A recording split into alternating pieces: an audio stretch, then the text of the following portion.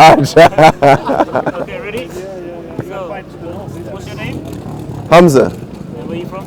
Brooklyn. Okay, so Hamza, what's your best memory with Khilafat? I say my best memory of Khilafat was in 2008. I traveled from New York here to London just to be around our beloved Khalifa, just to soak up a couple of days. And the Syrians had a meeting with Hudur after Jalsa, and I remember saying to Holiness, His Holiness Amir al-Mu'mineen, oh, Your Holiness, I love you. And while he still had me in an embrace, he turned to me and he said, Hamza, I love you too. Hudur honored me and he gave me a hug, the same as I saw it in my dream. So it was an amazing experience. When I come in, he says my surname in a really funny way, and he just says, oh, Khalid Gonzalez, Gonzalez in a funny way. And he goes, which one do you prefer? And I say, Hazur, I don't know, I don't mind. And he's really comfortable with me. He jokes with me, even when I seem stressed. It was my wedding, and Hazur was sat on my left and my father was on my right. And my father's quite a jovial character, so he said, I want you to ask a question to your Khalifa. And I said, okay, Dad, but I was worried because my dad's quite humorous. And then my father said, I want you to ask your Khalifa, what is the key to a successful marriage?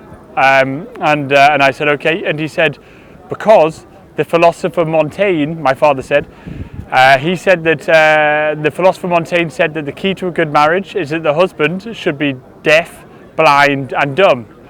And I thought, oh no, I can't say this to my Khalifa. So I said, Dad, if it's okay, I'm going to say the first part but not the second part. And my dad said, okay, that's fine.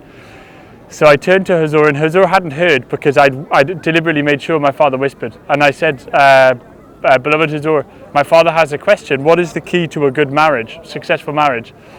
And Hazur turned to me and he smiled and he said, the key to a good marriage is that the husband should be blind and that the wife should be deaf. And I turned to my father, and my father had heard him say this, and my father was speechless. He didn't know what to say, because I hadn't said to Hazur what my father had said, but Hazur gave the perfect answer to my father without knowing the question, but Allah gave him some knowledge, amazing knowledge, but also he took the quote and he made it perfectly gender equal, based upon equality, the principles of equality. And my father was amazed by the answer, and so this was a very special moment. And one of the biggest problems I was having was focusing while revising.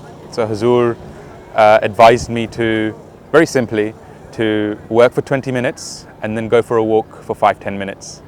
And I repeated this, and the consequence, alhamdulillah, was that I ended up getting very, very good grades.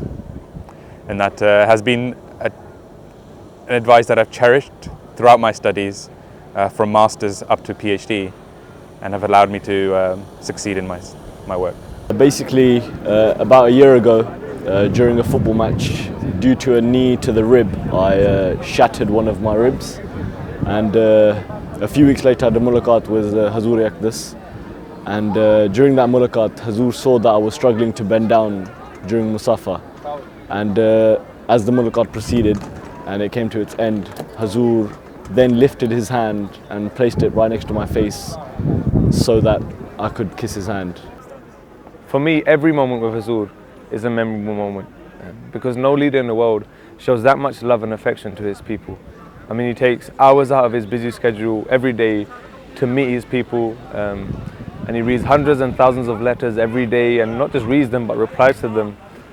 So whether it's a handshake, whether it's a memorable incident, whether it's even a look, or even if I have the honor or pleasure to see Hazur walking by, that for me is a memorable moment, because he truly is a man of God.